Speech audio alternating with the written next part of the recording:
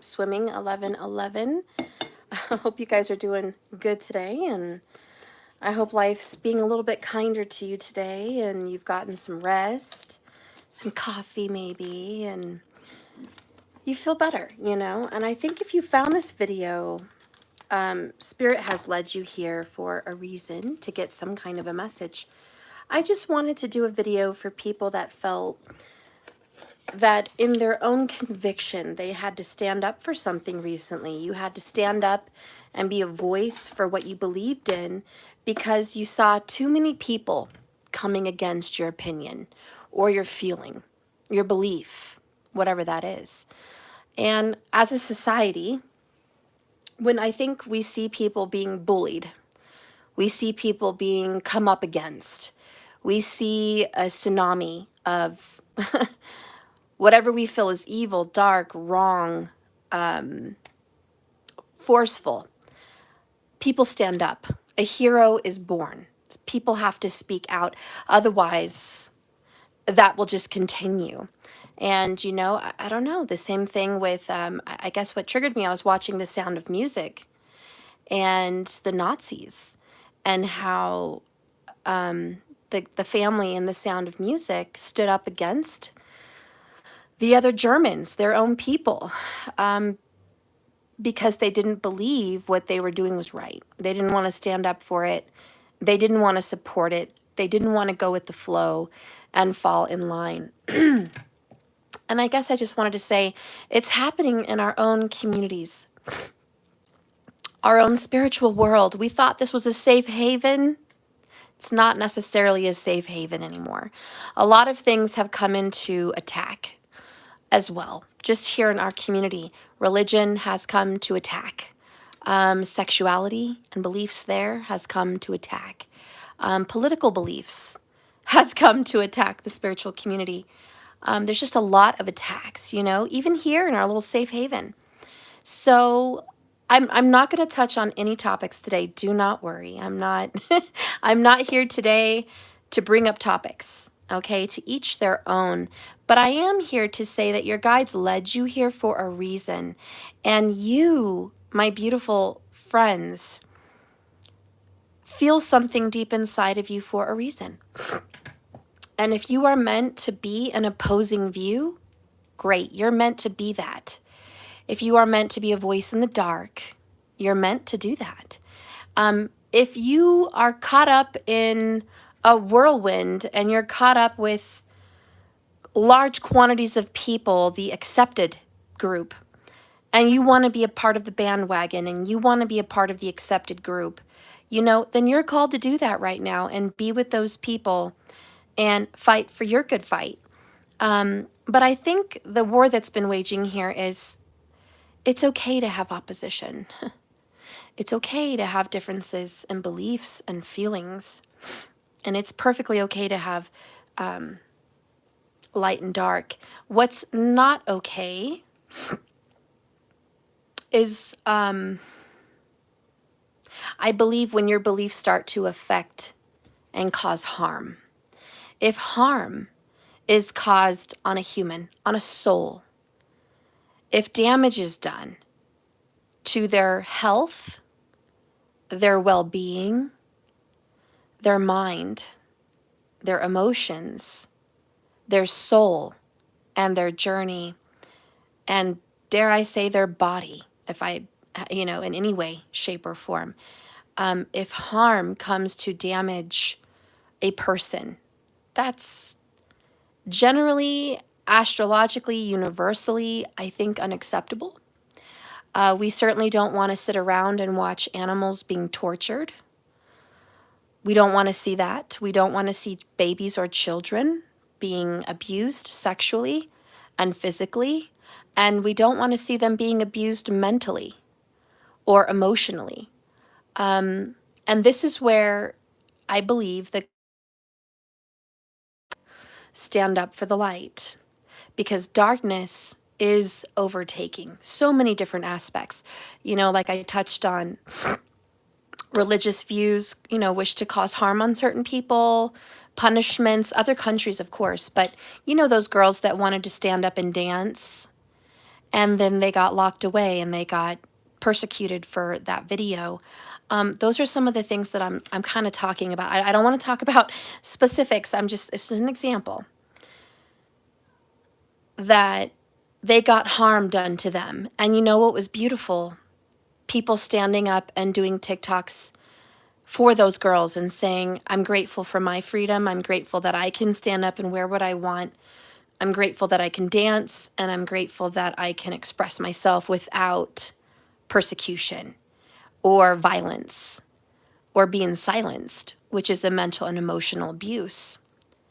I'm glad that we can do that for people. And I'm glad that when people witness animal abuse, whipping of dogs, things of that nature, there's a man that has a YouTube channel and a TikTok that focuses on dogs being eaten in Africa. Now, in their culture, that's normal. That's just normal to them. That's food.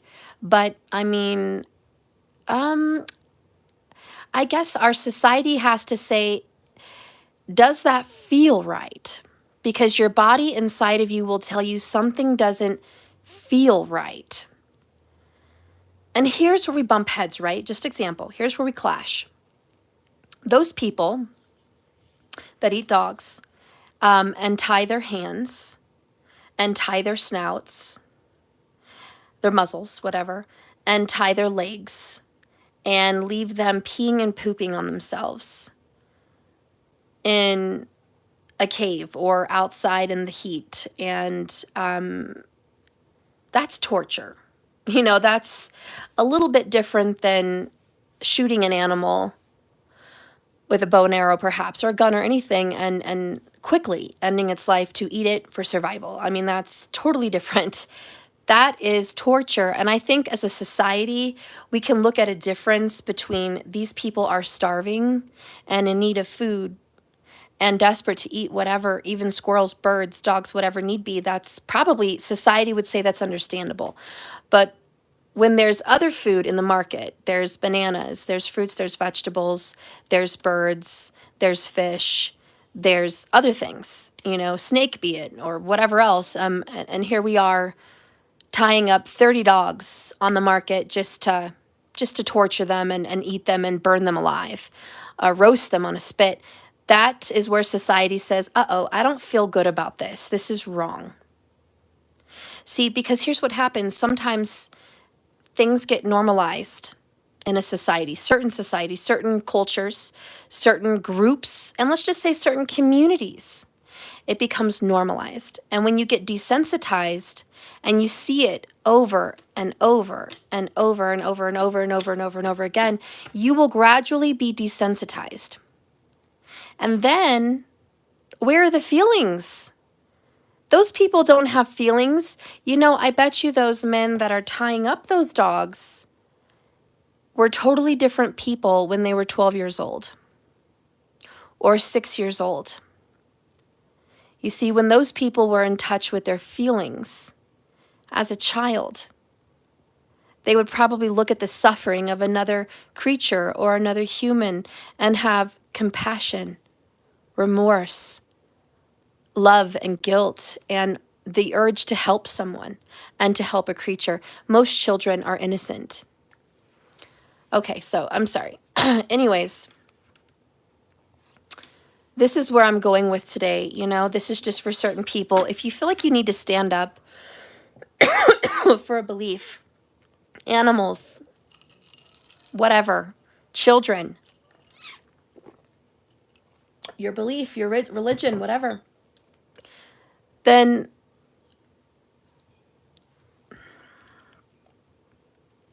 like I said, you know, just check.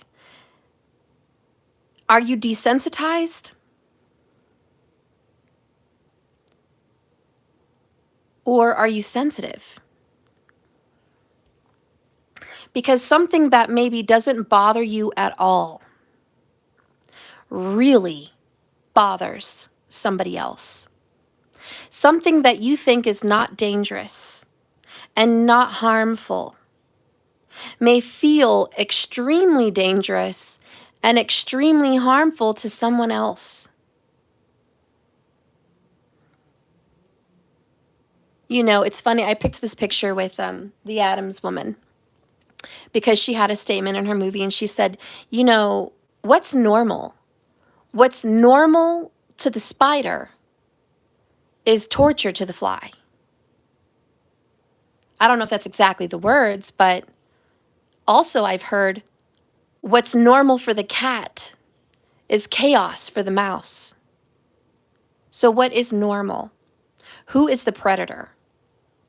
You know, because certain viewpoints and certain people are going to see chaos and madness, and certain people are going to see normalcy. And we have to be aware in our society. There's predators and there's prey. There's weak and there's strong. There's violent and there's humble and meek, or whatever the word would be.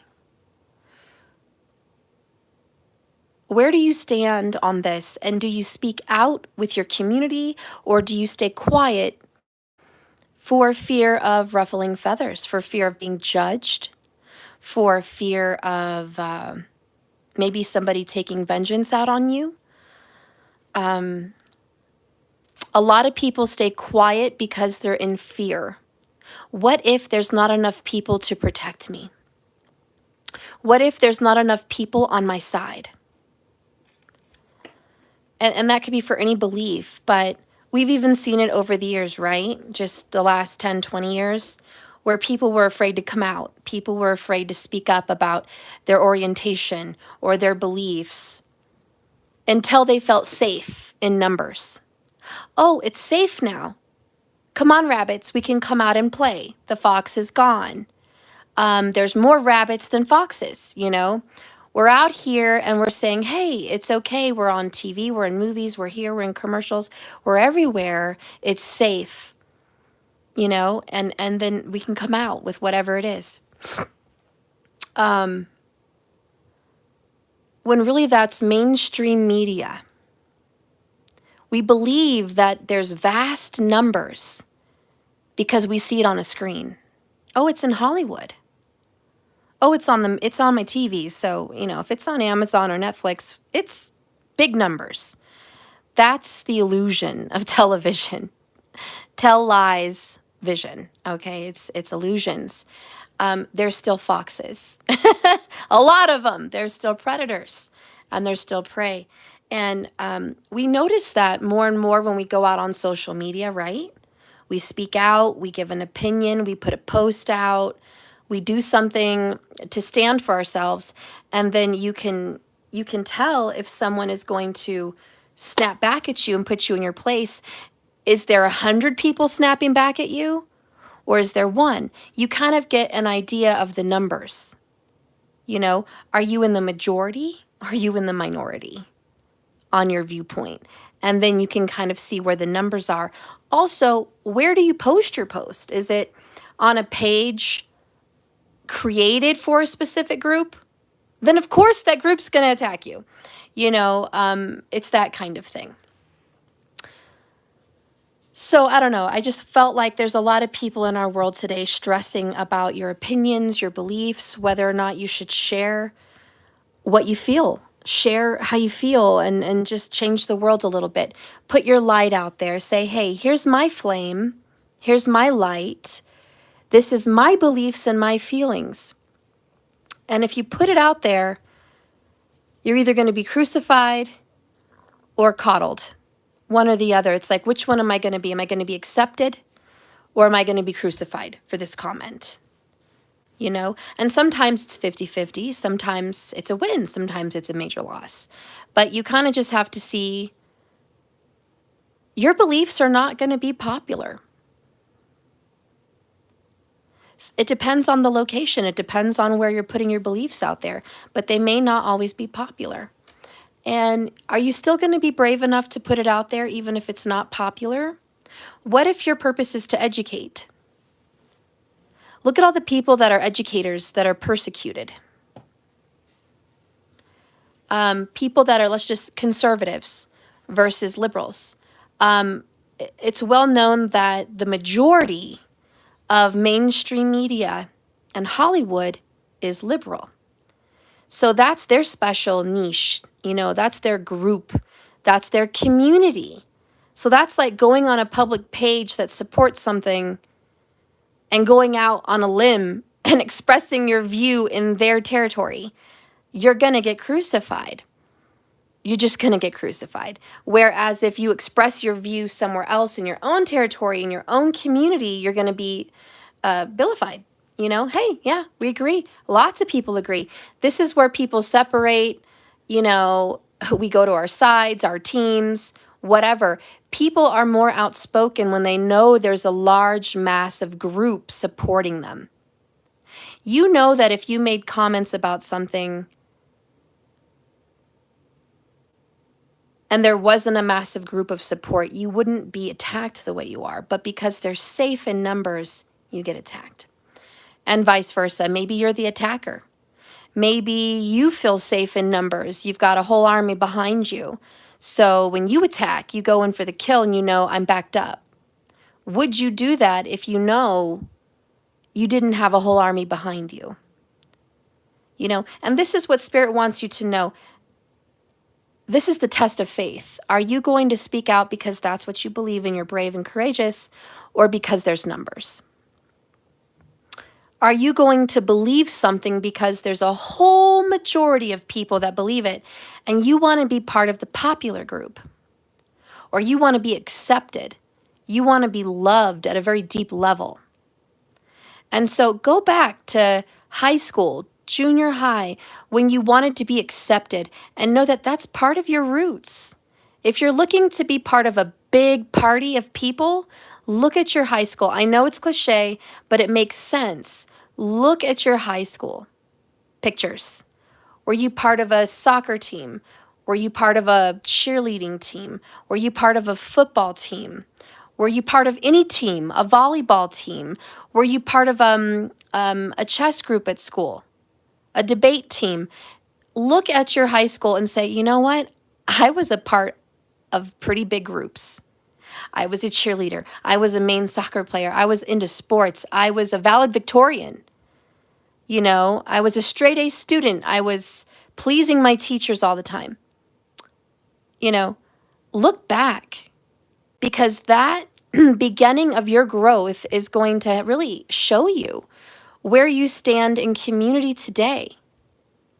Or do you look back in high school and you were the breakfast club? Do you look back in high school and you were not part of any sports? You were not the cheerleader. You were not the popular kid. You were a loner. You went off on your lonesome at lunch, or you had an odd group of friends. Do you look back at your high school and say, I didn't even have one group of friends. I was friends with anyone I came into contact with, be it the cheerleaders, be it the soccer players, be it the seniors, be it the freshmen, be it the boys, the girls, the drama club, and the preppies. Like, you know, I was friends with everyone, anyone that was nice in class, or anyone that I had a project with, or anyone that, you know, I saw sitting alone at the lunch table. Like, you were friends with kids that dressed differently. You were, you know, and so you got to look at those people, yourself even. If you were that person that was more of an eclectic, that means you're actually more open-minded. This is a psychological trick. Look at your high school. Look at your junior high. This is psychology. Who were you then and who are you now? It actually makes a difference. And you can catch people that say, oh, I was a boxer in high school, or I was on the wrestling team, or I was on the football team and I was the quarterback, or, you know, I was popular, I was a preppy. Those people are, I hate to say it, more liberal, because they're more group oriented. They want to be with the majority. They want to be with what they see on TV, because TV equals popular guys, popular girls, because we see it. Everybody sees it. Just like the popular group in high school. Everybody sees the media.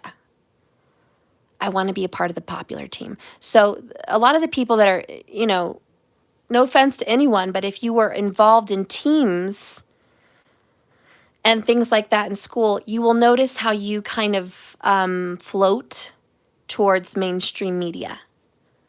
and that's just natural. That's your makeup, that's your biology. That's just kind of your way of thinking, how you survive, where you belong. And we put ourselves under these labels: liberal, conservative, popular, unpopular, sporty, not, we have labels. And those labels follow you through life. And going even into college, colleges have a label: intelligent, educated. They put you on a pedestal, if you will, a pedestal. I'm educated. So you automatically come with a label. You should listen to me more than anybody else because I am educated. Elon Musk did not go to college. He wasn't part of the popular team. And look at him. He's, so that's what I'm saying. Like, he's intelligent. You have to look at those stigmas, those labels. They don't mean everything.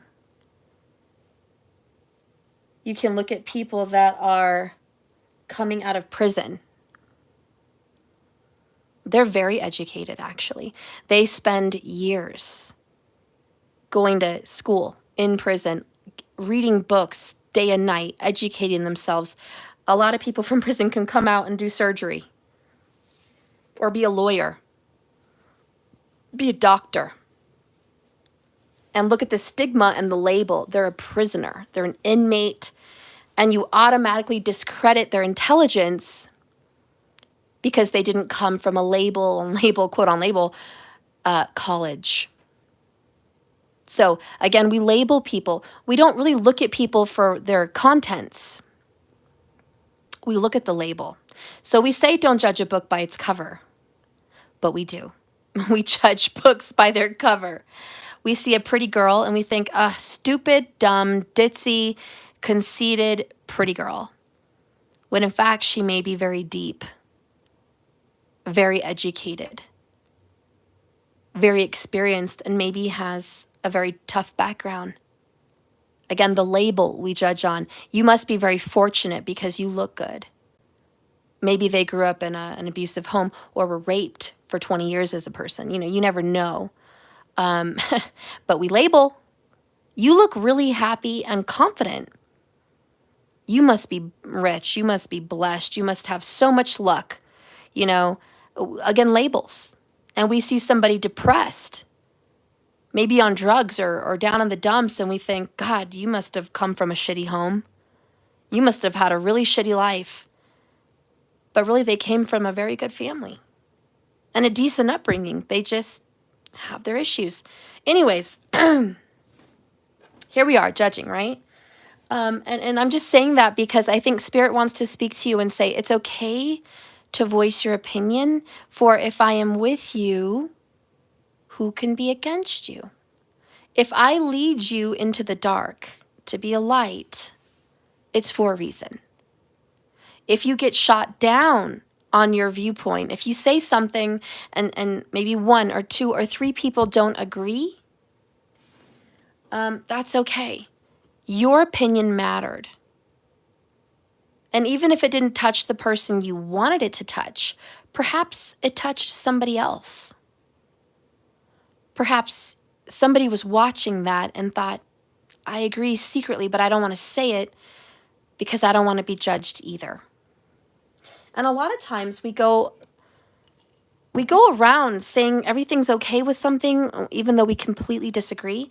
And I bet you, I would say even 25% of our society is all for something publicly, when secretly they completely disagree. But they're too afraid to go against the majority. And I have to bring it up. Modern day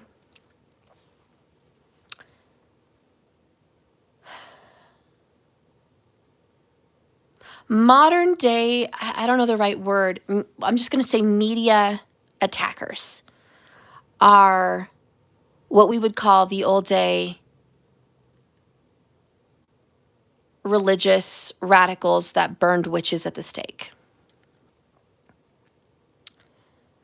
And it's funny how history repeats itself, but modern day society has, I don't want to label and I don't want to give names, but there's groups of people that are supported by Hollywood and social media majorities,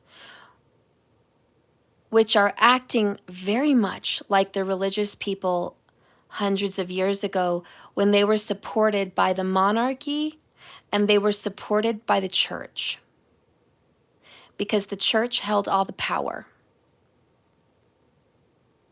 The church decided fate.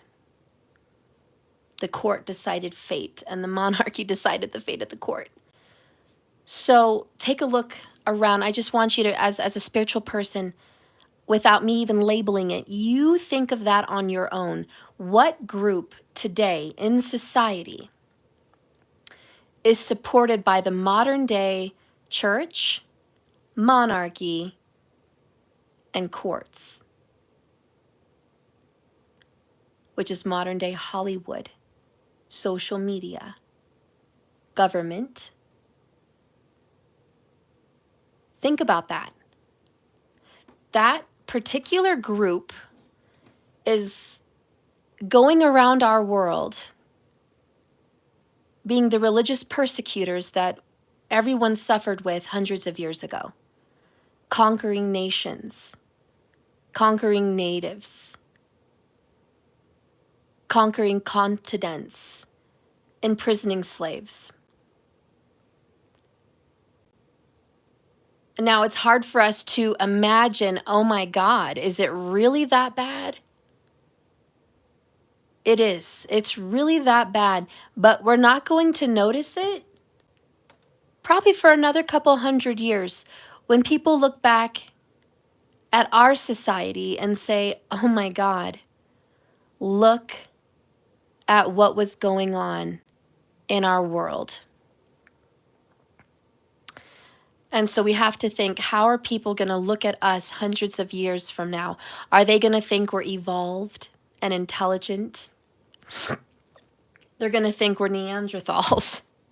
They're going to think we are completely judgmental, persecutive, violent, bossy, controlling, corrupting, and unhealthy.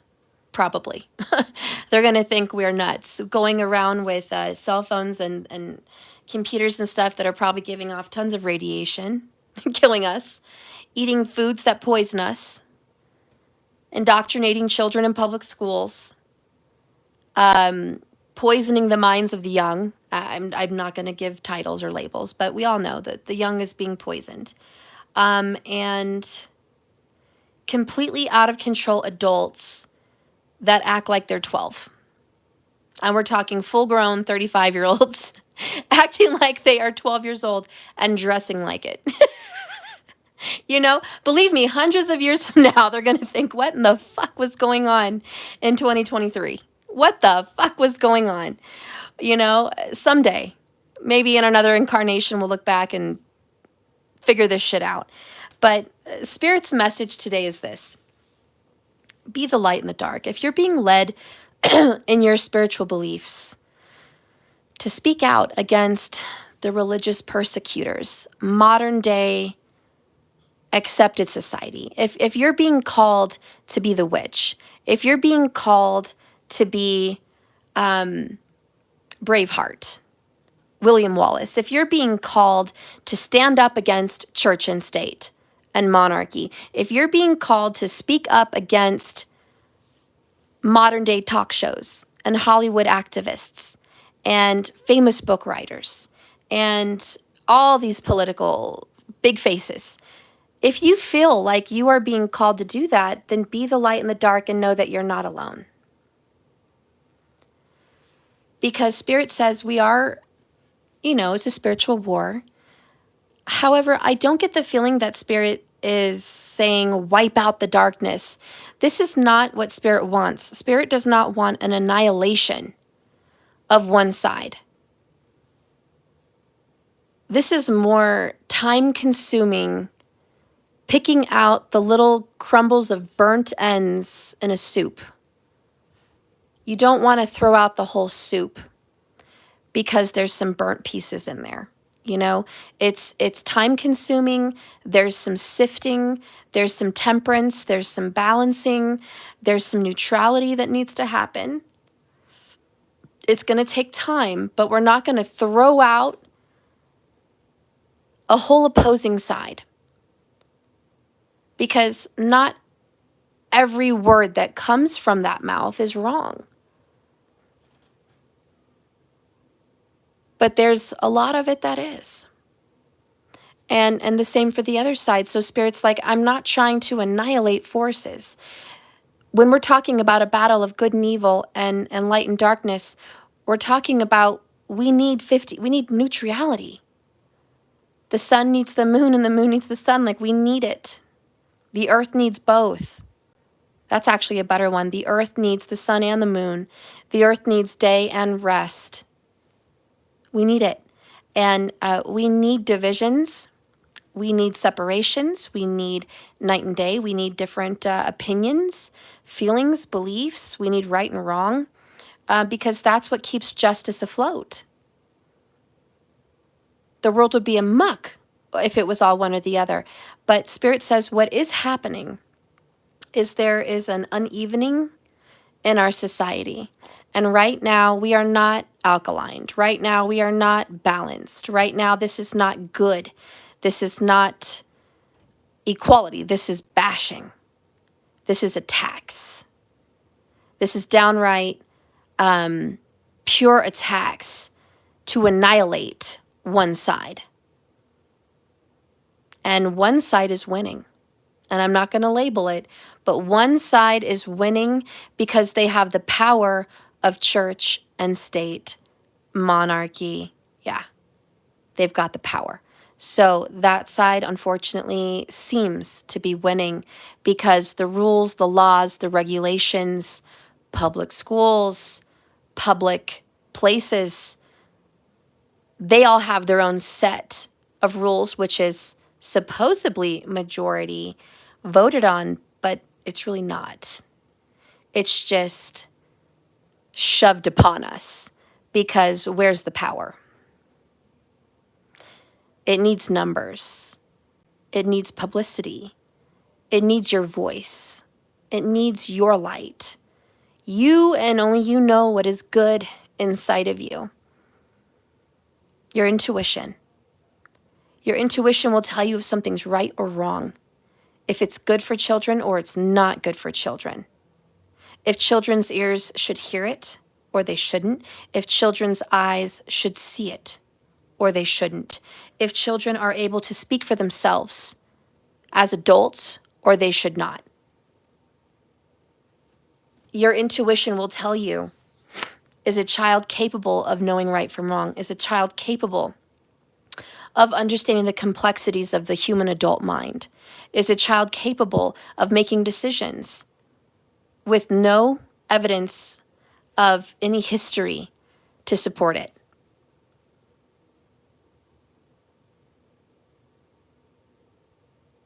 You really have to think about where is society headed, because our youth is our future.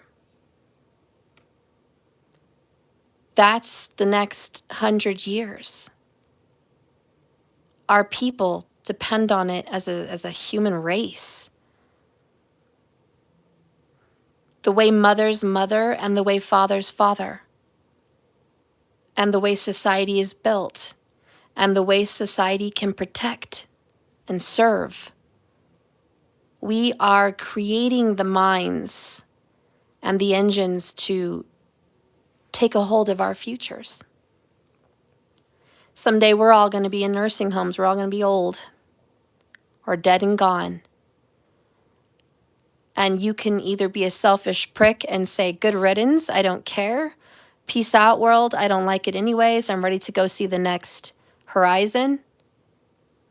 which, by the way, will be karma for you, because then you're going to come right back down to earth and experience your don't give a fuck attitude karma. Oh, you don't care about society or people or innocence? Okay, I'll see you next lifetime. Next time we're going to make sure we bring you back down broke as fuck and on the opposite side. That's going to be your karma. Be careful what you wish for. Or are you going to say, I want to leave a legacy before I go? I want to be a voice. I want to write a book. I want to touch lives. I want to speak the language of light and love. I want to share light on this planet. I want to help all the innocents. I want to help trees. I want to help animals. I want to help people. I want to help the weak that can't help themselves. I want to help innocent children that can't help themselves. I want to do that. If you are doing that, then, again, trust your intuition, because that's probably the right thing to do. Probably the right thing to do. Turning a blind eye or jumping on a bandwagon because everyone else is not the right thing to do. Burning women on the stake because 100 villagers are chanting with pitchforks and lanterns and saying, burn the witch, she's evil, she's brought sickness upon us. And because your mom's in the crowd and your sister and your brother and your kids are in the crowd, heck, I got to be in the crowd too. Doesn't make it right. You can't burn every witch on the stake. You can't come with your pitchforks and say, ooh, you're wrong. You're dark. You're evil. You're so unaccepting.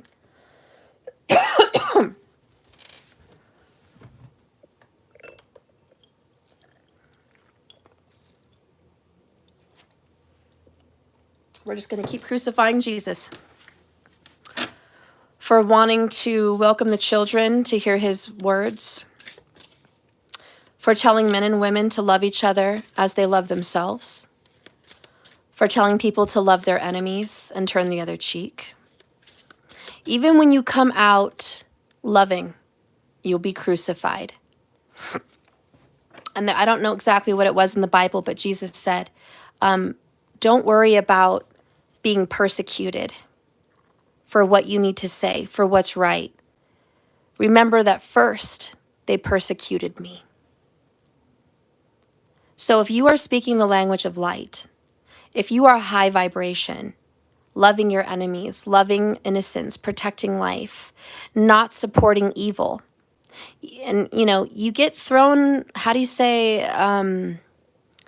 you get thrown for a loop sometimes, because people will say, ooh, you're toxic because you're being aggressive, or you're toxic because you're speaking out. Oh, you said you're love and light, but look at you judging others. Look at you getting upset with this particular group. Even Jesus went into the church and got upset and threw tables and threw whips at men for gambling and selling goods in the house of the Lord. Even he went into the house of the Lord that was supposed to be sacred and got mad at people. He wasn't love and light, love and light, love and light. Yes, 90% of the time he was. But when he saw something wrong, really wrong, something that influenced children and young minds, something that influenced men and women against being pure and good, something that influenced righteous men that were teachers, when he saw that something was infiltrating something sacred, he spoke up. And he spoke up in a very haughty, angry, upset, protective, violent way. Because sometimes you have to get loud. And I think that story came out to tell you, sometimes you have to get loud. You can't just go along. Quiet, humble, meek, turning cheeks. There are times to do it. But there are times where you must speak out especially when it's affecting so many people. And look how he protected Mary Magdalene, another witch at the stake. And they were all throwing stones. Yeah, we know the story. I don't have to say it. But today, if you speak out for children and their safety, if you speak out for women, if you speak out for the womb, if you speak out for the believers, if you speak out for the non-believers, if you speak out, you'll be judged violently with stones, basically. So don't be afraid. Just don't be afraid. I think Spirit says it's okay to put yourself out there. Just follow your gut and your intuition. The Holy Spirit will lead you in the right direction to speak out. And you need to be able to do it. And sometimes you can catch yourself saying things that are probably wrong. Like, oh, I got really angry there. I probably went off on someone that I really didn't need to go off on. I got triggered. It really isn't a big deal. I don't know why I got triggered and I said something that's it's really not monumental, you know. It's not saving a people. It's not saving the church. It's just I'm upset about some triggered little situation. And you know, you can correct yourself and apologize and go, I was out of line. You know, you have a right to your feelings.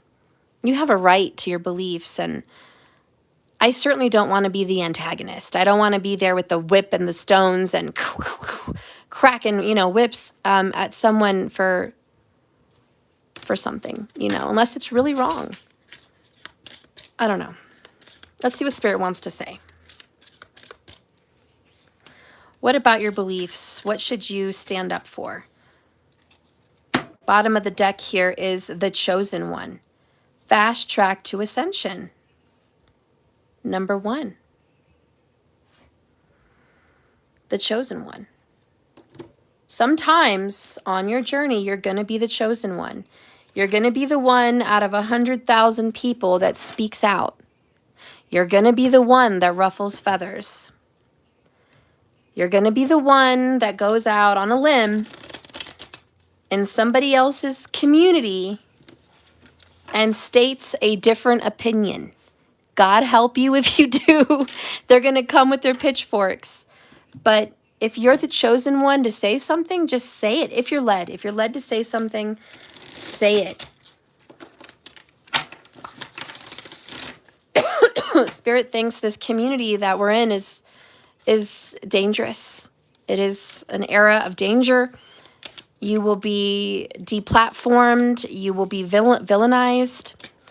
You will be put down in front of masses of people. So it's not easy to be moved to speak on something. But if you are moved, you are one of the chosen ones. And you need to trust your instincts and know that if you are being chosen, so Spirit is with you.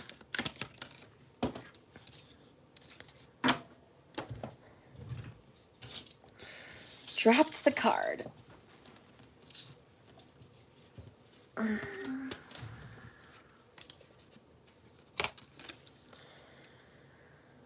Bottom of the deck is 8 of air. This is self-doubt, confusion, and free will. Don't be a silent person when something needs to be spoken. Use your voice. You are a child of light. You know the proper balance of good and evil. You know the balance of the shadow and the light. You are aware of what is healthy and what is poison. You are aware of what is poison to the mind and poison to the spirit. You know what is healthy for your body and what is not. You know what is healthy for children's bodies and what is not. You know what is indoctrination and what is healthy growing.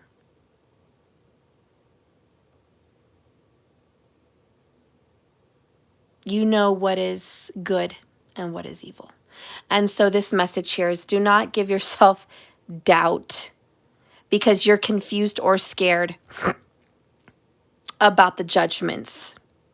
What if I speak out and I'm deplatformed? What if I say something and I'm attacked violently? What if I say something and I hurt somebody's feelings and I offend them? I don't want to hurt somebody's feelings. You know, these are walking on eggshells with the Eight of Swords. Are you afraid to walk on eggshells? You might make a crunch. You might make a sound. You might have a ripple in the water. You might have an effect on someone. You might say something and reach someone, God forbid. And so there is this fear with the Eight of Swords.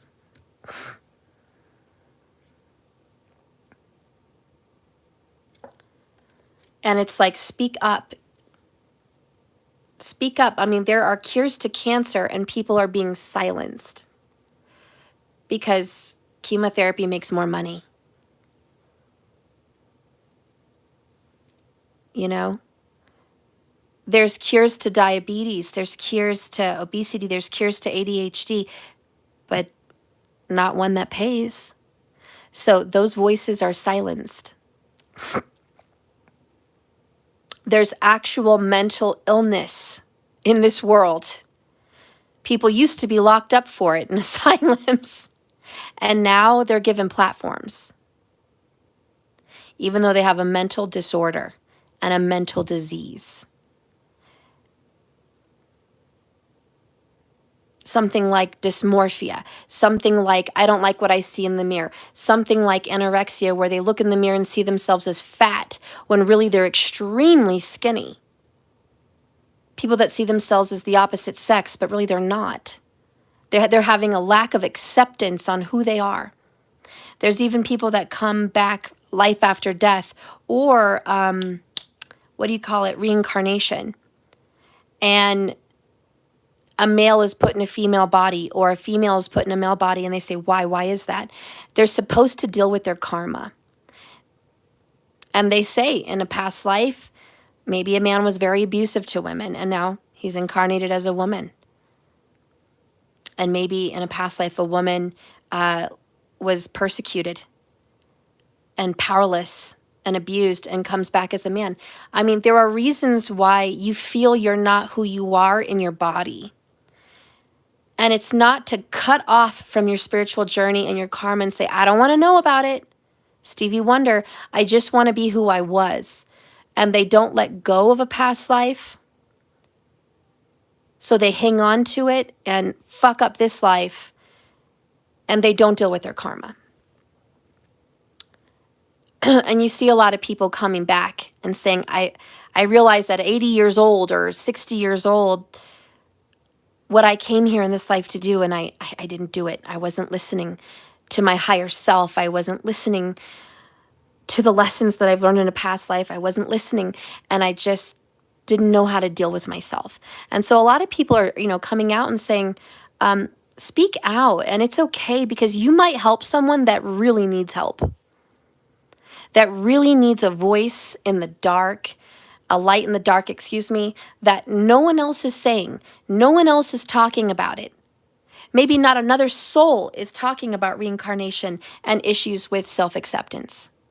Maybe there's not one counselor in the world that is talking about it. So how are they going to get the help?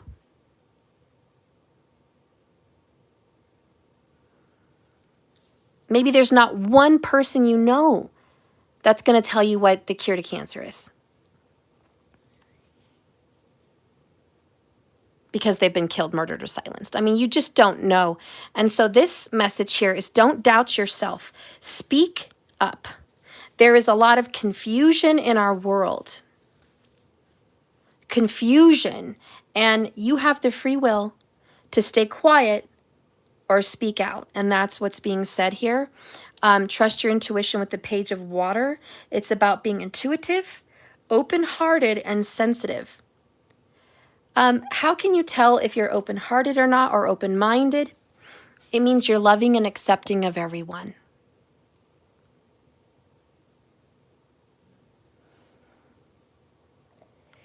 How can you tell that you're closed-minded or closed-hearted? You want to force other people to believe what you believe. You want to make them. And if they don't comply, if they don't shut up, if they don't support or pretend and wear that Nazi symbol on their arm, just metaphorically, then you're going to judge that they are a terrible human. They're a bad person. They deserve to be burned at the stake. They deserve to be deplatformed. They deserve to be punished. They deserve to be ridiculed, thus, metaphorically, stones thrown at them. That's wrong. If you ever catch yourself needing to have stones thrown at people, metaphorically, you're not open-hearted and you are not open-minded. You're not. And that's what needs healing. That's what needs to be spoken on. If you don't agree with something, don't force it on anyone, and don't force your beliefs. But here's where Spirit says you need to speak out. Children, the pages. When you put people, innocent people, in a vulnerable position, that's when you have to reach out. Children don't need to be a part of the bitter war. They don't need to be influenced. They just don't need to be influenced. You know why? Maybe any of you can know why. Why would children, our future, not need to be influenced? Why do we not need a certain group to step in and indoctrinate the kids? What would that look like? North Korea? Yes. China? Yes. What would that look like if there's public spaces for children without parents and protection being indoctrinated? Why would a society need that? Because they want those people to go with the flow of the church and state. Again, the monarchy, the church and state, the power. And this is why children should be off, how do you say, gloves off, or like hands off our children. They don't need to know political anything. They don't need to know sexual anything. They don't need to witness it or see it.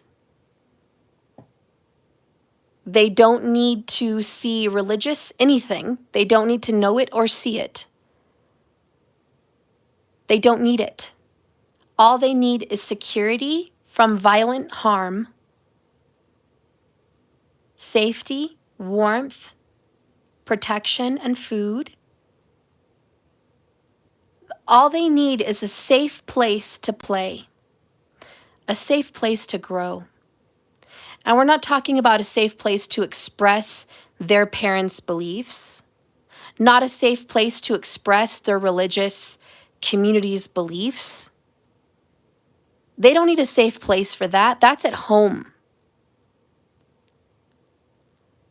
And it's very sad that, a couple hundred years can really change society. A couple hundred years ago, kids weren't in schools. But now it's, kids got to be in school. Put them in school. Put them in public school. Send them to school. Get all the kids out there into school. Get them out there. School, school, school. School was not a thing a couple hundred years ago. Barely 100 years ago. 200 years ago, school was not a thing. People were homeschooled everywhere. That was the common thing. In fact, you were lucky if you were homeschooled. You were lucky to have a teacher come to your home, a governess, and be self-taught at home with someone at home. Those were the well-educated. I had a governess. I learned from a governess, or, and in the very prestigious people went to higher educated places, mostly to be under someone and learn a skill, learn art, learn masonry, learn a craft, a trade. That was their higher learning, a craft or a trade. Now it's completely different. And instead of supporting home education, which is the finest education, we're ridiculing it because society wants indoctrination.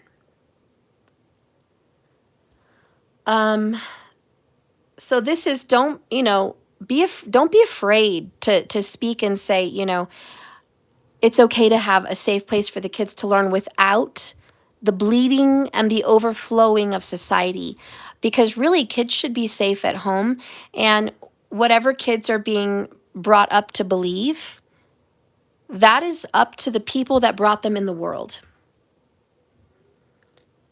The government didn't decide whether or not you should have children. The church didn't decide whether or not you should have children. The monarchy doesn't decide whether or not you should give birth and have children. The universe does. Your soul, your ancestors, your bloodline, where you come from, where your ancestors come from, your vibration, your beliefs, you as a physical spirit and soul decided if you were going to bring life into this world, which is your ancestors and your karma. You decided to reincarnate that life. You decided to bring the ancestors back. Can I have this from the candy drawer? Yes. You decided that.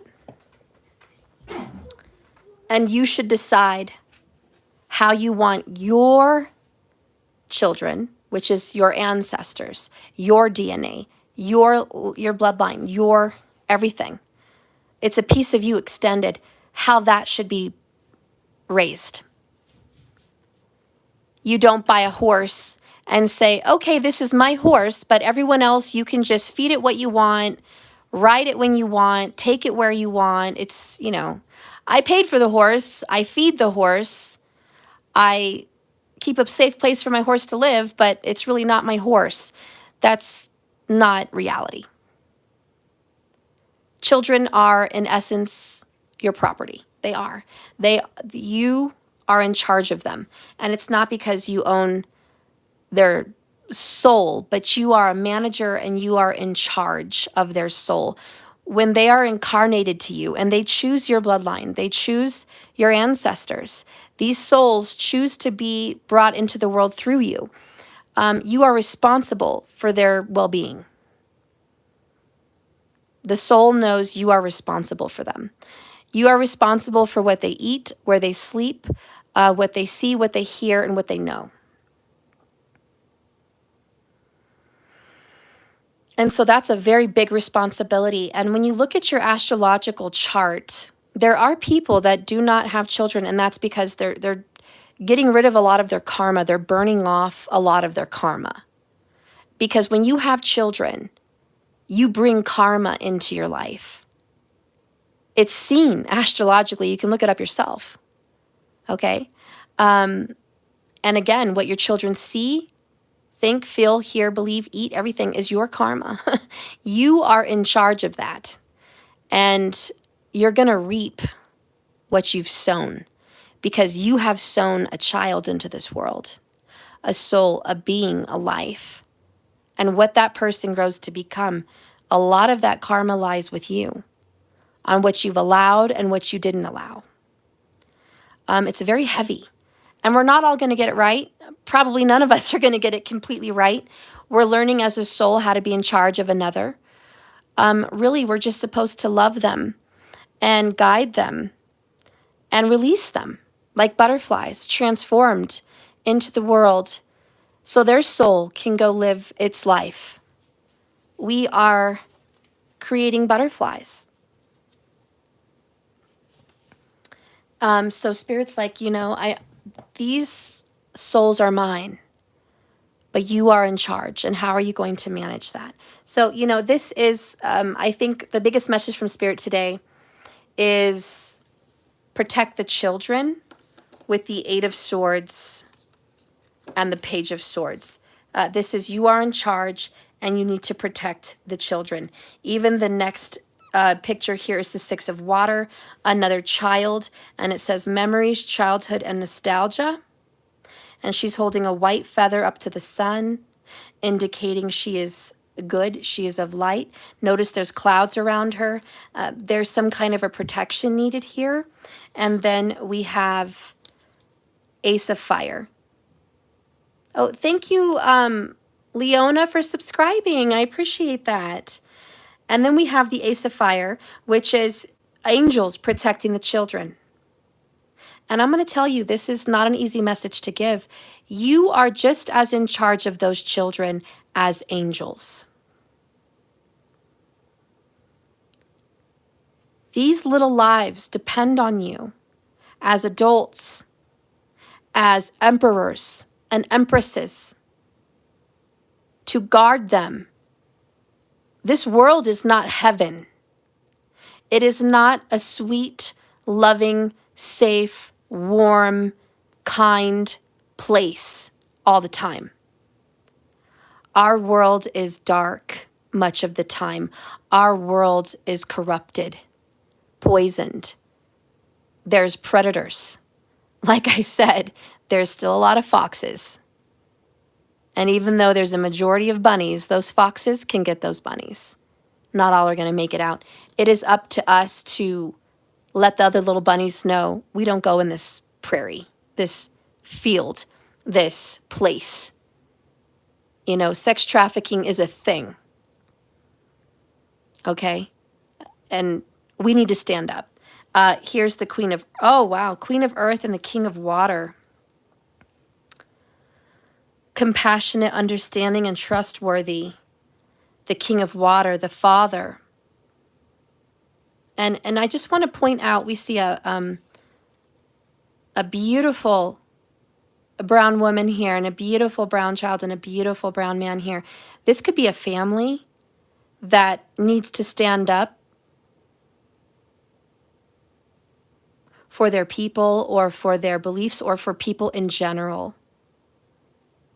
And I just want to say, I do believe that the minority community is standing up more than ever for children and for security. And I do think the minority community is standing up more now, supporting traditional family values.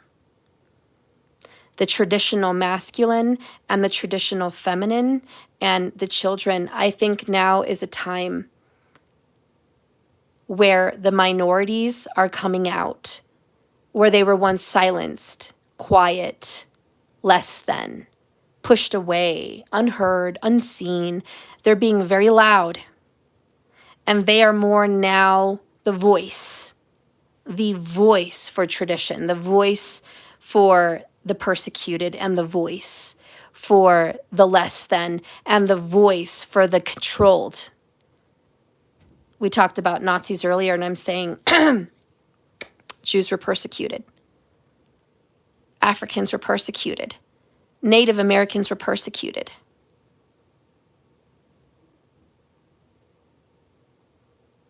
The Irish and Scottish were persecuted.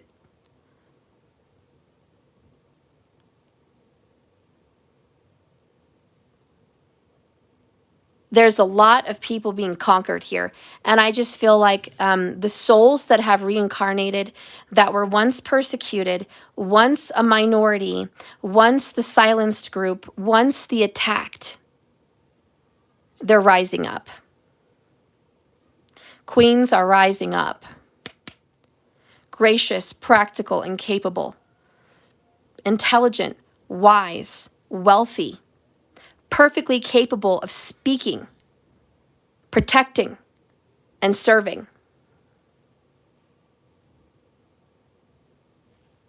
And kings are being risen up to be loyal, to be in their masculine, to be protectors, to be providers, to be voices in the dark, to be voices against the clans, you know what I mean? To be voices against the persecutors burning witches at the stake. These are the William Wallaces. These are the Martin Luther Kings. These are the fathers, the grandfathers, standing up, saying we're not going to go quietly into the night. We're going to speak up and we're going to protect and we're going to provide a security for these women and these children to thrive, for the feminines to rise and be good mothers, for the feminines to be rise and be queens of health and longevity, so our human race can overcome cancer, can overcome poisons, can overcome child trafficking, can overcome persecution and slavery, and can overcome. Because these feminines teach in the home. They teach intuition. They teach love, kindness, and nurturing, sensitivity. They teach creativity. They teach education. The feminines are teachers just as much as the masculines are teachers. Showing how to be strong, yet compassionate and soft. The strength card is what comes to mind. And it is the masculine, who is the lion, that can be tamed with beauty and love, even though he could quickly overcome the woman in the strength card. And the woman is being seen as strong and responsible, in care of another's soul and entrusted to do the righteous thing. And the woman in the strength card represents the feminine being grateful and gracious for being given the respect, and in turn being loving and nurturing in return. Thank you for your protection. And then given that authority. So this is just a whole, this is like a family. Families are coming out. I'm hearing it's time to speak up for families. And believe it or not, there's a lot of people in our world that would never be thought to speak up, but they're going to be speaking up. And they're going to be the ones that are standing for the persecuted, because their souls remember. And they will not be persecuted anymore. So I'm seeing a lot of that, a lot of children coming in, because the world is too much of a burdensome place. Okay, so it's about that. So don't be worried. Don't be in self-doubt. Speak out, and if you're persecuted, if you're attacked, shit happens. The next card is Nine of Fire: protection, preparedness, and resilience. If you are going to be led to speak out against some cause, and I don't want to do labels, but if you're going to be led to speak out against something, you are protected by angels behind you. Again, if I am with you, who's against you? The Nine of Fire. You are protected. So be prepared that you're going to have opposition. Be prepared that people are going to go against what you're saying. And you may be ridiculed or silenced or shut down. There's a lot of that's been going on. But you will, how do you say, keep going. Because the universe and your guides and the angels are going to make sure that when you are strong enough, courageous enough to use your voice as a trumpet into a quiet world, or a very loud world, let's just say loud. If you are the one that is brave enough to speak out on things that most won't, they will use you again and again and again, and you will be protected. Okay? Next, Four of Earth: frugalness, extravagance, and control. Number 44, that's your number. And it says, be careful who you do speak out to.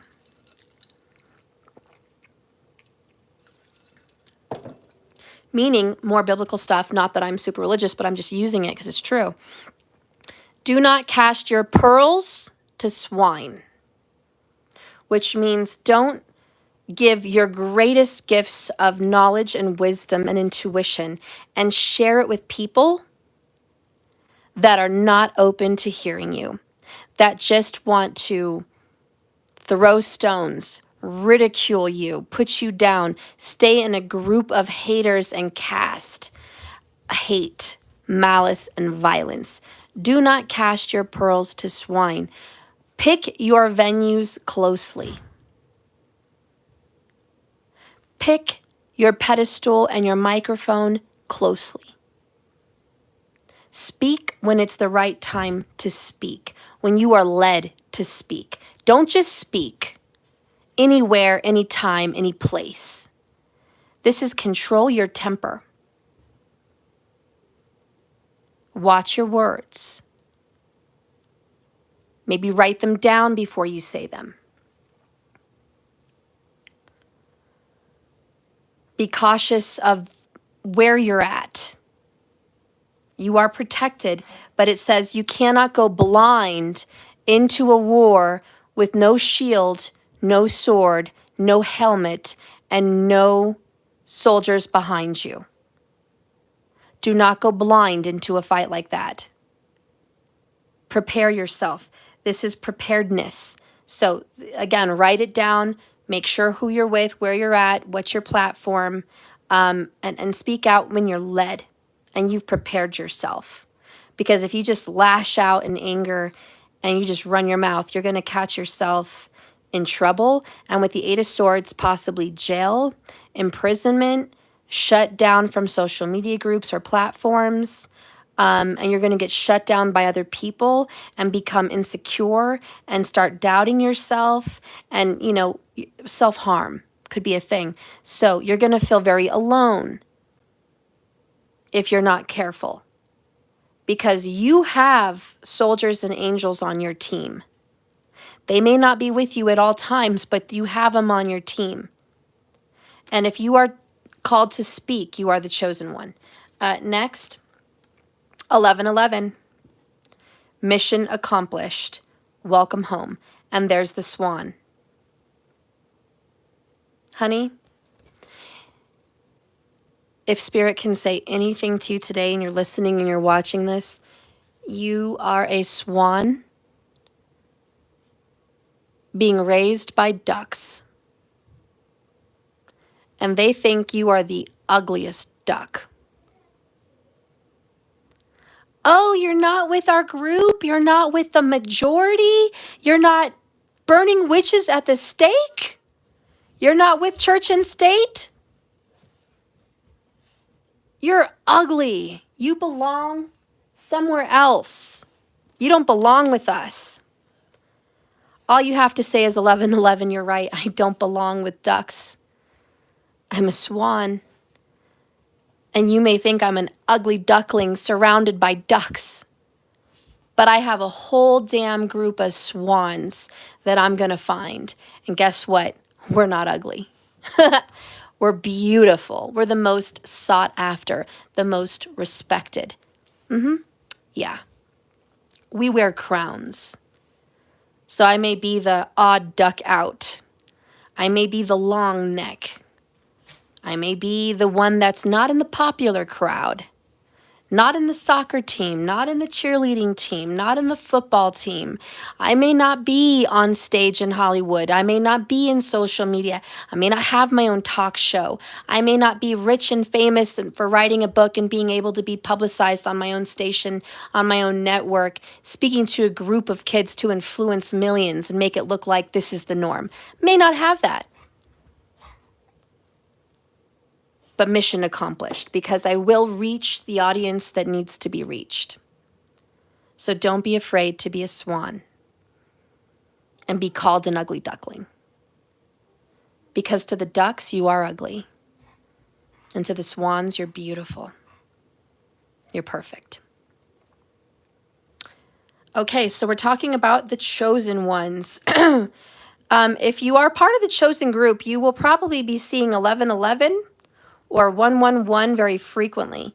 You will also be seeing 44 or 444 very frequently. And this is going to be a beautiful message to you from Spirit. Leona, I've been thinking about this so hard.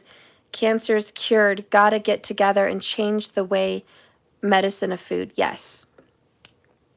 And just to say, Leona, I have read, and I have a family member with cancer that refuses to listen. But my grandpa died of cancer, and I had another grandpa that died of cancer, and some of this knowledge wasn't even known then. But fasting for 30 days can be a great cure of cancer. Dr. Berg has a channel here on YouTube, and there's another doctor I can't think of in the moment. Shoot, I wish I knew his name. Fasting completely for 30 days, just water, will force your body into overdrive to stack up your immune system big time. Big time.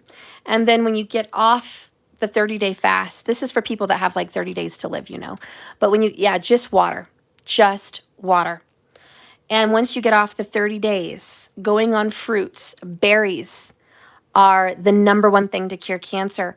So raspberries, blackberries, blueberries. Think how the berries look like cells in the body, little groups of multiples. They say that all of our food in nature represents something in our body that would heal us. And it's ironic that berries attack the cells and create new cells. So berries. There's some stuff I might share with you here on the community channel. But if you get off the fast and you start drinking organic berry juices and drinking alkaline water, from what I understand, your cancer will be gone. I know it's expensive, but I would make payments on it if I were you. If I was diagnosed, I would make the move. I would like to make the move right now, but I don't have an extra $2,000 at this moment. But the ionized water is about $1,500 to $2,000 for a machine that changes your water. And that apparently also extremely cures cancer because the water we're drinking is just completely trashed. Unless you live in the mountains near a fresh spring, you're kind of screwed. Anywhere we live. I did just purchase something on Amazon, and I recommend it for your water. It's a personal ionized water maker. It makes 2 liters of ionized water, and it's $99. So for those of you that just want to drink ionized water, it's $99 on Amazon. It's a personal ionized. It's a 2-liter container. The water looks blue. It's got a black handle. I don't know. I have to try it and let you know. But that's way cheaper than $1,500 to $2,000 for me. And I'm just going to make a lot of it and just give it to me and the kids. I can't at this time afford a huge thing to change our water source. But, you know, if you can, Leona, just drink ionized water or fresh mountain spring water, fresh from the mountains. Get the ionized water, fast for 30 days, and then get on a juice diet. They recommend a juice diet for about another 60 to 90 days after the diet. I'm sorry, after the fast. 60 to 90 days. If you can do that and just do juices, you're going to lose a lot of weight, I know, but it saves your life. It saves your damn life. And that's the point. And your body will attack every unknown force that needs to just go. Like, they'll just attack. So that's what we've seen. And these doctors have been silenced, but they've seen it cure cancers. So anyways, I would recommend that Dr. Berg here on YouTube, or you can just do some research and find some other doctors that speak against it. But if you YouTube that and you say natural cures of cancer, you can see their research. And I'm telling you, the research is they have done MRIs and scans of tumors before the fasting and before the berry diet and after, and there's none. None. So tumor before, tumor after, none, not there. If that can at least convince someone, there you go. But this is speak life with the page of water. When you speak out against something, chosen ones, and you are defending children or you're defending people that need to be defended, speak with love, speak with light.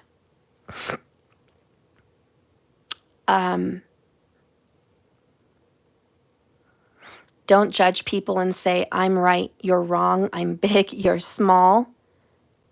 Okay? That doesn't get people anywhere. Whenever we speak out and we're judging people and we're like, hey, I just wanted to come on here and say, you are an evil, dark person. I don't know what's wrong with you, but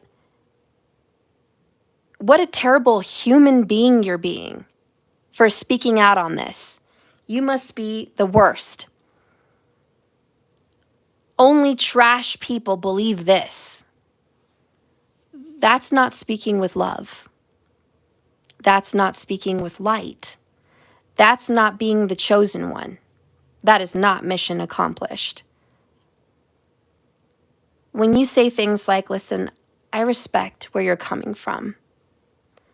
And I love all people too, or I love, whatever the situation is. I love them and I wish the best for them. And what a wonderful, talented person that human must be.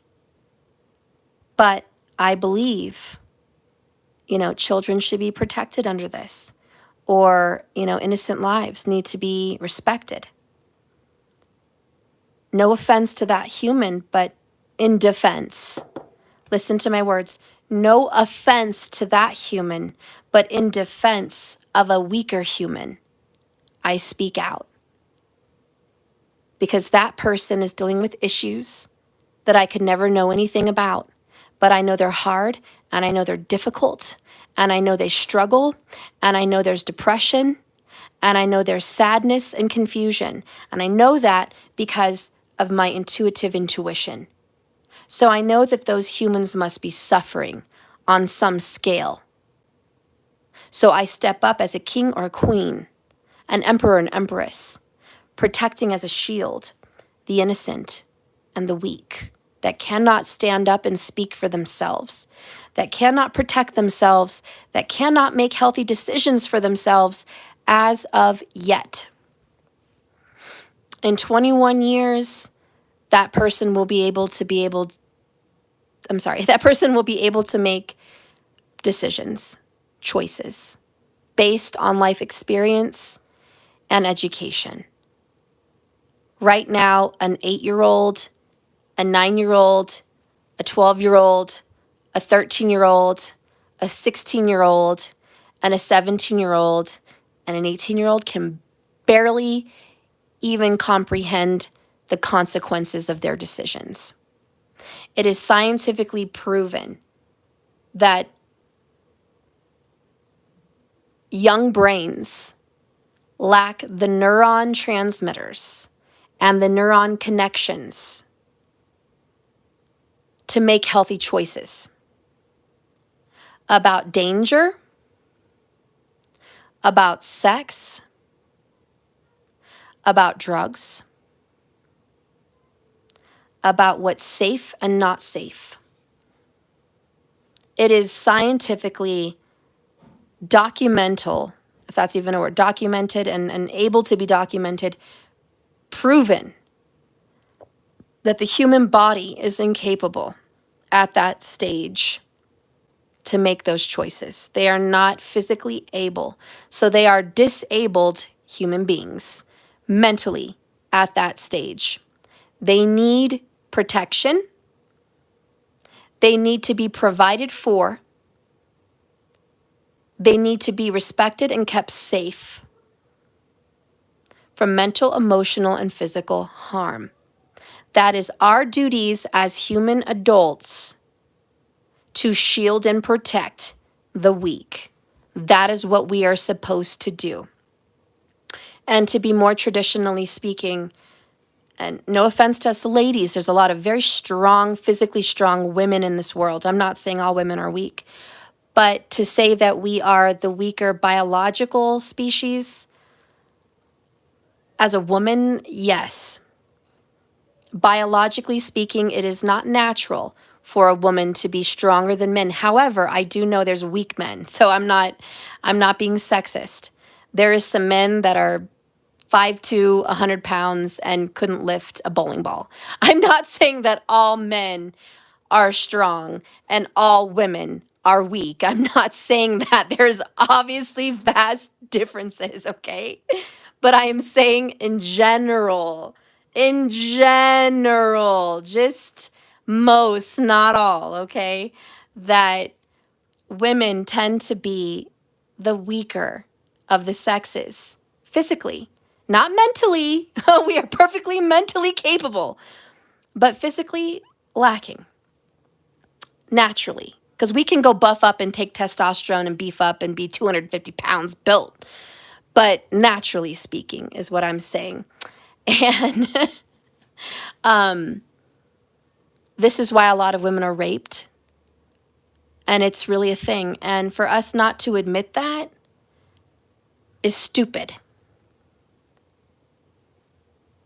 For us to admit women are equally as physically capable as men is not honoring the millions of women around our world that are raped and held prisoner and abused. And so, ladies, do not take it as a stab in the back or a slap in the face when I say that.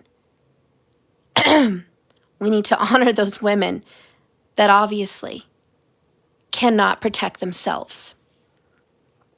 That is why, biblically, it is women and children that deserve to be protected because they are weaker naturally. Not saying all men are strong, because we have some weak pussies out there. No offense, men. No offense. But in general. And so it goes in that order. Children and women are to be protected in general, okay? And we should not be afraid to say that. There's too much of this feminism going on. We're equal, we're equal, we're equal. We're equal till we go to Iran. We're equal till we go to Iraq. We're equal till we go to Japan. We're equal till we go to North Korea. We're equal till we go to China. We're equal till we go to Russia. We're equal till when? Are we just going to be dead in the head and say we're equal in America? We're equal in the UK. We're equal in Australia. Are we equal in Africa? No. No. So not everyone in our globe has our rights to speak. But I can tell you,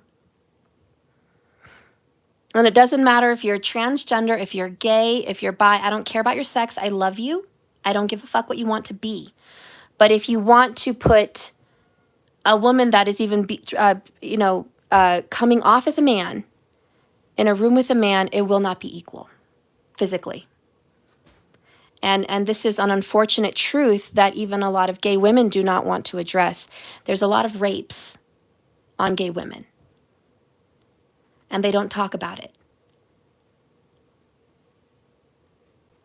This world is a dark place, and it's okay to talk about these things and get our society where it needs to be to operate in a healthy way.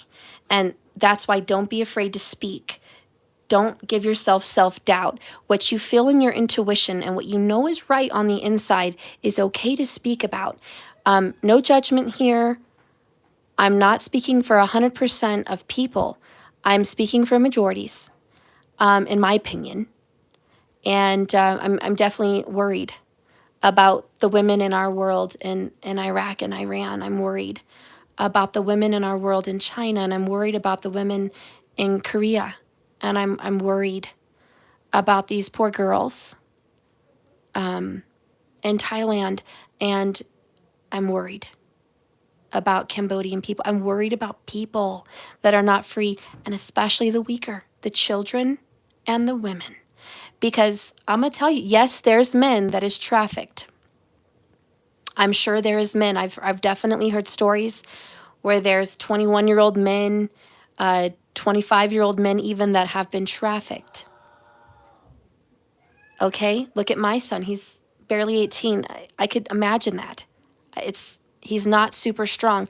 But this is where young people fall under to the wing of women and children. Okay? They deserve to be protected. And anyways, if you are the chosen one, you're being asked, to speak out, because these people need to be protected. But watch your audience, because, if you were to say this in other countries, you could be locked up. In other countries, you'll be imprisoned for doing that, saying that. So, anyways, speaking up is the right thing to do. Speaking up about that it's okay to be masculine, it's okay to be feminine. And I don't care if you're a man or a woman and what you want to resonate with. I'm just saying protect those that you can, if you are able. Okay? And women, you can protect your children and younger children. You can even protect men in many cases. And men that are men, protect women and children. That is your job. That is the ancestral truth. That is our human experience. And so don't fall victim to the mainstream that's trying to pluck us out from sanity and trying to make us live on a foundation that is rocky and unstable, because a people, a world, a globe of shaky, rocky, unstable humans are easy to control. If the masses are poisoned, if the children are indoctrinated, if people are in opposite positions, then societies cannot stand on their own. And that means whatever higher power is out there orchestrating the darkness has the power. And they want to turn us against each other from the inside out. And so this is, again, we have to stabilize humanity. And who's to say we're going to win? Who's to say we're going to achieve success? This says mission accomplished, but who are we to know when and how that will take place? We're not to know how. What you are to know is, if you are watching me and you have been chosen to speak on any platform, whether in person or over a video, mission accomplished. It's you. You're a swan surrounded by ducks, and they're going to call you the ugly duckling, and that's okay. So let's read that. Sorry, I hope this didn't come off as a ranting. I didn't mean it to. If it did, I was just being led.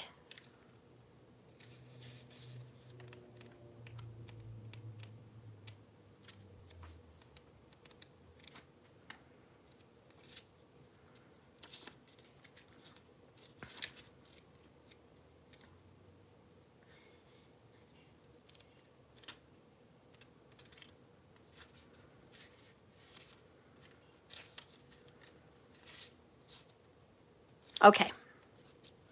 So we're reading this card, mission accomplished.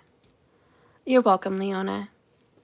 Just like the majestic swan, you have the ability to captivate with supreme radiance. Wear your crown of glory with dignity. Your life portrays a beautiful image of ease and grace. And as your actions exemplify wonder in motion, you stand tall with pride and go forward in life with steadfast inner peace and purity. You embody the harmonic balance of masculine and feminine energies, creating oneness with your divine source. You are in perfect alignment, which generates personal empowerment. So I feel like if you're watching me, you are called to this message. If you're resonating, you know who you are. Like, you really know who you are. You know that you resonate as a masculine or a feminine. And it doesn't matter the sex that you are, but you know who you are. For those of you that are confused, I don't know if I'm masculine or feminine. Keep going. Keep trying to figure it out because you're not ready and your voice isn't ready.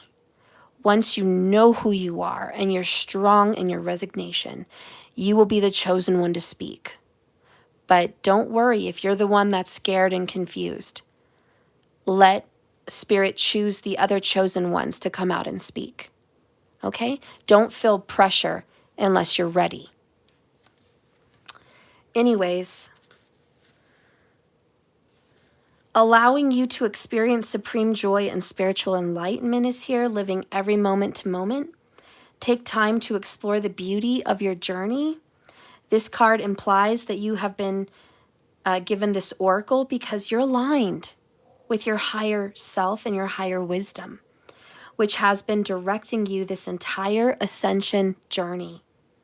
You have become one with yourself and the world. Stay the course and focus on progress, not perfection. You don't have to be perfect to speak out. You will make mistakes. You will have typos. You will fumble your words. Your anger may get the best of you at times. You're not perfect. So you have earned the ability to make meaningful money and have affirming relationships. Consider this card a huge congratulations because you have found heaven on earth. May you continue to experience inner peace and happiness. Welcome home. Oh my God, I got goosebumps. 11:11. I really feel strongly with that. When somebody is sure in their convictions, there's nothing that's going to change them.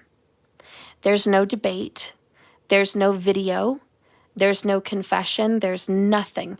When somebody is certain of their convictions, there's nothing that can waver them because they're in tune with Spirit, Source, God, Creator, Universe, and their higher self. And when you are tuned in, there is no wavering. Darkness does not cast out the light. Light casts out the darkness.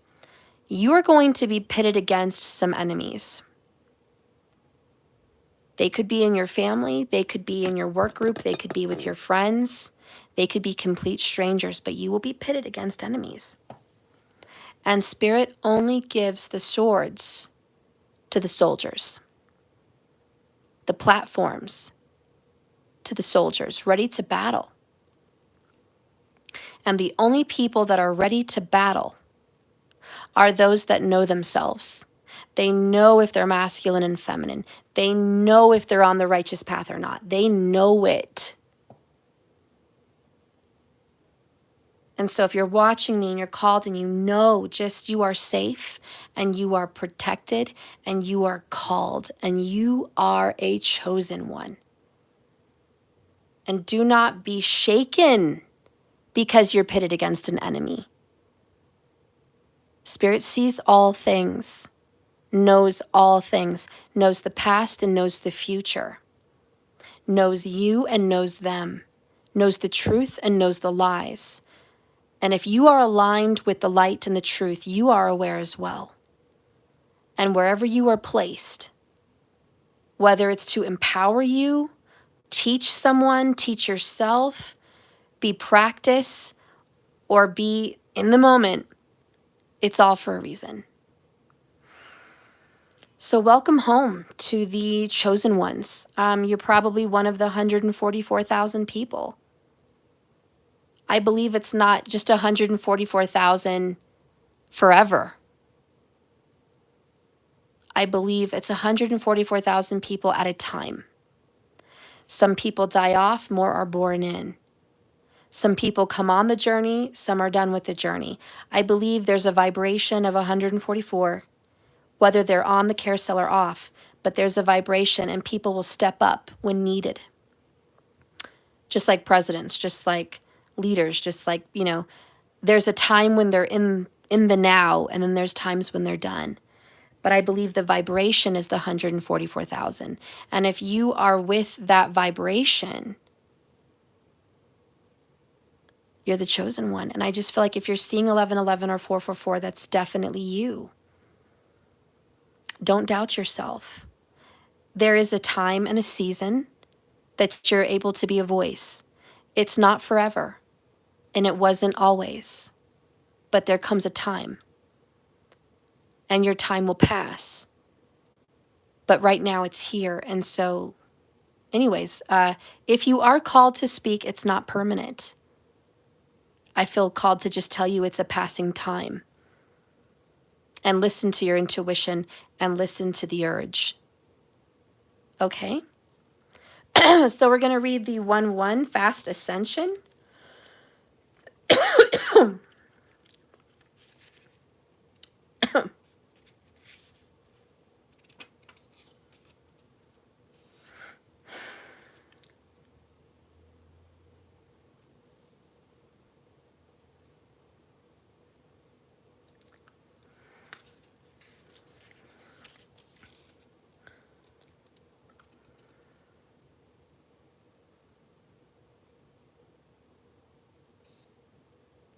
Sorry, it's taking me a moment.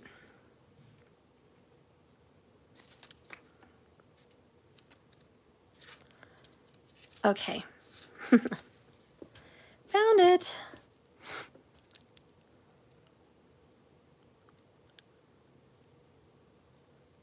Principles to come into alignment with yourself and love. The chosen one, fast track to ascension. Your soul has a lifelong quest to find real love with a burning desire to align with your divine counterpart. You will not be alone on this journey. You're going to have someone. See, that's beautiful. Because a masculine and a feminine have to come together. That's just part of your journey. Your exact mirror who reflects you, who reflects your weaknesses, who reflects your strengths, who reflects your growth. This card indicates that you have been searching for true love outside of yourself, which has been pulling you out of alignment with your authentic truth. When the chosen one appears, it serves as a reminder that a higher plane you prearranged with when you and your twin flame, before you guys were together and agreed to teach each other to become whole from within. This sacred agreement puts you both on the fast track to ascension for the purpose of creating a loving relationship with yourself first, followed by a healthy relationship with another, and followed by service to the world. The fastest way to align with your other half is to heal your heart, where you discover the treasure of your true love for yourself. Focus on healing your abandonment wounds. Stop searching outside yourself for true love and happiness. Let go of your old stories, your past programming, and release doubts that you have experienced, because you will experience great love. Your twin flame is teaching you that the one you are searching for is in you and with you. Wow. So I think that's a confirmation too, that if you are the chosen one, you are on a twin flame journey and you're not alone. Your twin flame will speak out with you or for you or support you. But I'm hearing if you are a feminine speaking out, your masculine will protect you and shield you. And if you are a masculine speaking out into the world, your feminine will nurture you and love you and protect your soul, your spirit. Either way, you are protected. Now, I want to honor the feminines and the masculines by saying this. The men masculines can protect you physically. They can provide for you. They can shield you. They can be your wall when you need it from the world. But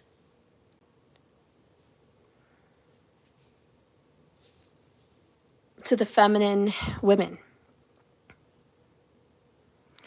you are their spiritual protector. You are going to be the one to shield them in the spiritual storm. You are going to be the one to protect their mind from psychic attacks, from emotional warfare. You are their shield from their storm. Because as the masculine provides the protection on the exterior, you provide the protection on the interior. And that is the yin and yang, that is the twin flame journey here. So you will watch and see how you come into union to accomplish your mission of speaking out. And if you do have a mission in this world of speaking out against something or for something, you will see that you are protected, mind, body, and soul. And you will watch the people that are speaking out evil, darkness, confusion. Look what happens to their world. It crumbles. They end up in jail. They end up in prison. They end up on drugs. They end up sick. You'll see how they are not protected because they are not one with themselves. They don't know who they are, a masculine or a feminine. They don't know what their belief really is and standing firm in it. And mostly, they stand against the light.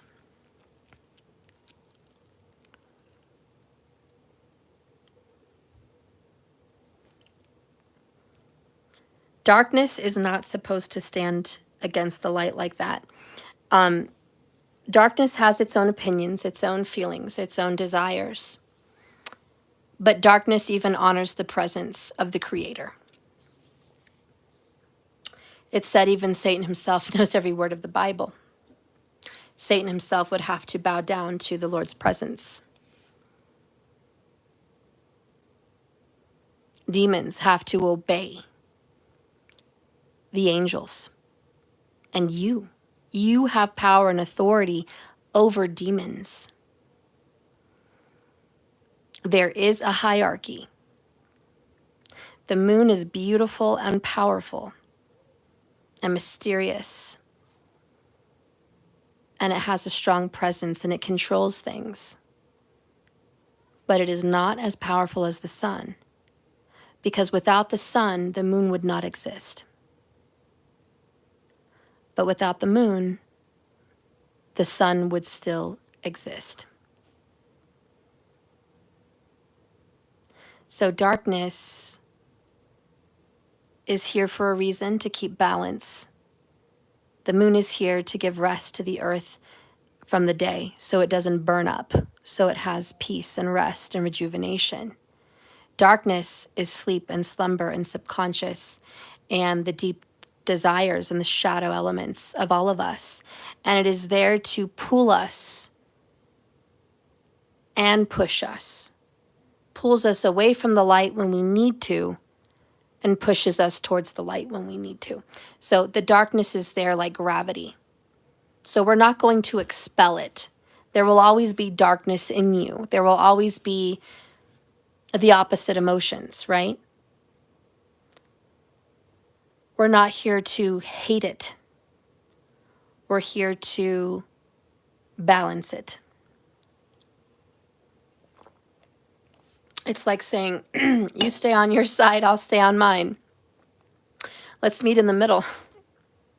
Let's meet in the middle. Let's be fair, okay? Let's be fair. We're all about fairness because you give me what I need and I give you what you need. We're very symbiotic. And so the opposites are symbiotic. We all serve a purpose. Let's do that. We shouldn't think people are bad. Like I said, the universe just wants us to step up and protect the weaker, the children and the women. It is what it is. You can be triggered by that statement or you may not, but that is a duty. Once children have grown, they can step into another arena. And those grown children are now adults that can be open to learning and believing and following whatever it is their hearts desire. Because the creator source universe doesn't want to control all humans. It just wants to protect children. Let them be children and grow, and then let them be who they need to be. But they need protection first. And for the women, it's protect them from harm, but give them their own voice, give them their own mind, give them respect. Because without the women, you would not be nurtured. There would not be rest and peace and beauty the way there is, just generally speaking. You know, and men are given a great authority, a great power. Don't abuse it. Men are given physical strength. Men are given height, some of them. Men are given power. Men are given respect. It comes with their body, it comes with their karma. The body is karma. It comes with their karma. And we are to honor that. We are to honor that. Okay? And I'm not being sexist here. I'm just speaking of a masculine energy and a feminine energy, but also the physical body, which is karma. And we must honor that karma. There's a reason we were incarnated in this body. And you are either going to make peace with that or you are not. You can try to change yourself, but you still need to make peace with it. I understand that in today's world, we can change somewhat the appearances of one sex to the other, but there are things we cannot change. Our inner mind, our inner biology. The same way that I guess I could bleach my skin if I wanted to and become white. If I really wanted to be white, if I really wanted to have that in my life. And I was not happy with who I am. But you, as a normal, good person, or what we qualify as normal, what would you tell me if I came to you and said, I really don't like my brown skin. This is not who I am on the inside. I am a Nordic Viking on the inside. I was incarnated into the wrong body. So I'm going to go to great lengths and change me so I can be who I feel I am. Some of you guys may say, okay, great. I support you. Go do that. But what if my skin starts melting off? What if my skin develops a rash or an itch or a disease or a cancer? What if I lessen my years of life? Wouldn't you warn me? You know, would you warn me of the danger that I might be stepping into and the damage that it might do to me mentally or ancestrally? Those are some things to think about. I'm not judging. I'm just saying that's a thought. That is something to think about. There's no hate. It's just think about it. Just toss the idea around. You don't have to agree. You can disagree completely. Or you can agree, I don't care, it's just a thought. And like Buddha said, let the thought come in, acknowledge the thought's presence, and then let it leave. We're not meant to sit here and dwell on these thoughts and put labels and Stephanie's this, let's judge her. No, I'm just saying it's a thought. It's a thought that crossed my mind. And I'm for either one, to be honest with you. To be really real with you, my honest opinion is if somebody said that, Do what makes you feel great and happy and good about yourself. I want you to feel good. But I also want you to know that you're beautiful as you are. You're super loved as you are. And it's just as good as what you want to be. It's just as good. So there's some level of loving compassion that comes with acceptance. And loving yourself, accepting yourself. The karma, your ancestors. The nose on your face is your great-great-grandmother's. The lines on your hand follows your great-great-grandfather's. The crinkle in your eyes are your father's. The skin tone may match your mother's. Your hair may be your great aunt's, from your great-grandma. Great-great-grandma. There's beautiful things about you to honor you. So your ancestors are seen every day in the mirror. Those are your people every day. I don't know. I'm going off on a rant here. But I don't know. If this message was good for someone, great. If not, take it, toss it. I'm sorry I said it. I just felt called to do this video today for whatever reason. As I end this video, I'm just going to do a Spirit Speaks Oracle and call it a day, okay? Spirit, what do you want to say to the collective group about this message? Okay.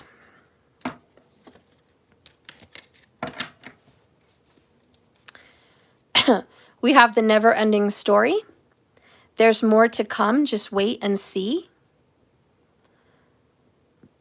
Spirit says that life is going to go on and on and on and on and on forever and always.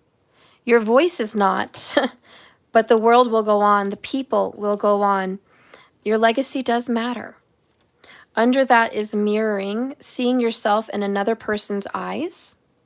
So before you speak, look at how somebody would look at you. Okay? Be a mirror to yourself. How you're coming off at someone. What if they were coming off at you just like that? So Spirit says, think before you speak. Look at your effect on another human. What if it was done vice versa?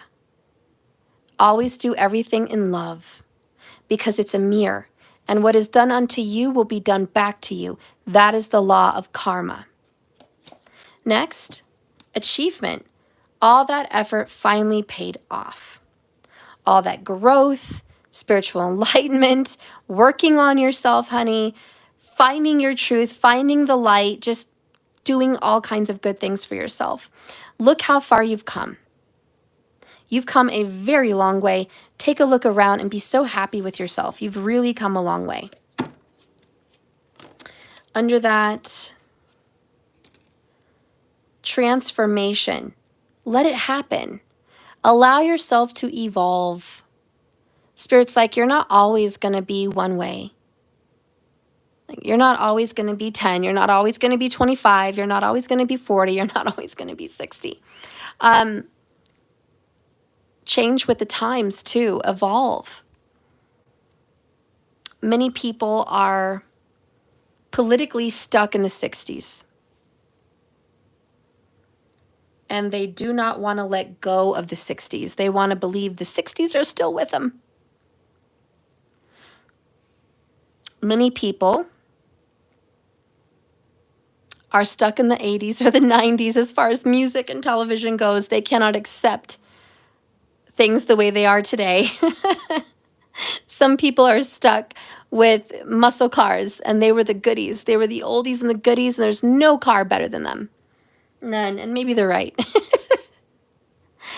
But I'm just joking with you guys, but allow yourself to transform. Like, it's okay to be the phoenix. The 80s and 90s were great, but we can make these times great too. And the muscle cars were badass in the day, and they still are. But I bet you there's some badass cars on the market today, And you were a badass, sexy motherfucker or biatch, 25 years ago. You're damn right. You had it going on. But embrace the beautiful body you are today. It is still beautiful. It's a different version of yourself than 20 years ago, totally different version of yourself, but it's a beautiful body. It's a beautiful self, and give honor to that. Allow yourself to grow, allow yourself to get those gray hairs, or allow your body to evolve, allow your mind to evolve. Don't ever put yourself on pause. We're not stuck in the 60s politically or car-wise. Get the fuck out of the 60s. You don't live there anymore. It's like evolve. We can't let go. And the same with relationships, in general. Our relationship isn't what it was 10 years ago, 20 years ago. Allow your relationship to transform. Maybe from what was once young lovers to grandparents. Allow yourself to evolve as a young child that didn't know shit, that was learning and growing and making tons of mistakes, to the beautiful woman or man that you are now, evolved, educated, and experienced. You're not the same person. You're just not. I don't know. Love yourself so much today, guys. There's so much burden out there. 10 of fire. A lot of people are overworked, overstressed, and imbalanced. This is shit that goes on every day. People don't know how to live a fulfilling life, how to let go of society's expectations. And it's like, you know what? It's a new day. You don't have to go along with church and state. You don't have to follow the crowd. You don't have to do that. You don't need to be who you wanted to be 10 years ago. And you're still trying to achieve that goal. Your goal can change. Maybe you wanted to be a chef 10 years ago, and now you want to do tarot and astrology. Don't give up on tarot and astrology because you never fulfilled your dream of being a chef. It's like sometimes things are lost. We don't get to do everything we wanted to do, but we transform, we evolve. Let it happen. Embrace who you are today. I don't know. I don't know who this message is for, but I hope it touched you. I love you. I'm going to go. It's a long-ass message. Who knows what's going to happen with this message today? I have no clue. I don't know. Nowadays, it's like, be careful what you say, so it's kind of nerve-wracking. But I don't think I said anything terrible on here. I really watched what I said. I hope I didn't offend you. I love you very much. Never wanted to offend anyone, but you know what? People that do nothing offend no one. So I'm doing something, and I may offend someone, and I'm sorry if I do. I hate that, but that's part of speaking up and speaking out. You're gonna offend someone. Don't be afraid of it, though. Your soldiers are with you. Spirit's with you. And when you're called,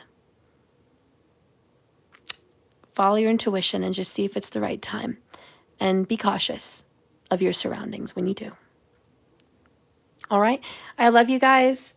Stay strong. Stay enlightened, my chosen ones. And I'll see you tomorrow. Thank you for watching. Please don't forget to like and subscribe if you enjoyed this message. Please don't be afraid to comment below. If you want to say anything about this, I'm open. No judgment here. I love everyone. I want to leave that with you. I love all political parties. I love all sexes. I love all genders. I love all orientations. I love all souls. And all I want to do is follow my heart and intuition, and by no means want to hurt anyone. And if I have, know that I did it in love, not in hate. All right? I love you all. Be blessed, and I'll see you tomorrow. Bye-bye.